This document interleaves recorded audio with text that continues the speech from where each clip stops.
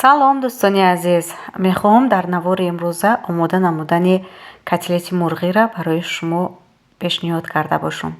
Чӣ тавре дидед 350-400 грамм яъне гӯшти мурғро, лаҳмии гӯшти мурғро бо блендер майда мекунем. Як дона пиёзи калонро майда реза карда омехта мекунем. Бо табу завқ кабутӣ илова мекунем. Як дона тухм, 3-4 қошуқ яъне кефир. метавонед ки ба ҷои кефир ширам ҳамроҳ кунед.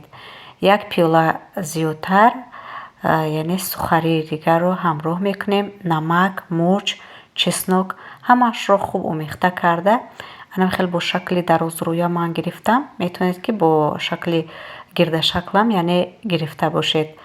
анам хел боз дар сухарӣ омехта мекунем. ман аслан инро барои дурӯни маразилник яъне омода кардам ва мегузорем дар яхдон ба муддати 5-6 соат. баъд аз яхдон яъне дар ҳарорати баланд дар афғани гарм як тарафшро бо муддати 10 дақиқа яъне сурх мекунем. сарпӯшашро гирифта баъдан ки тоб додем, боз анами хел 10 дақиқаи дигар дар ҳарорати паст сурх карда мегирем. бо ишҷо бошед дӯстони азиз, наворҳои моро пайгирӣ намоед.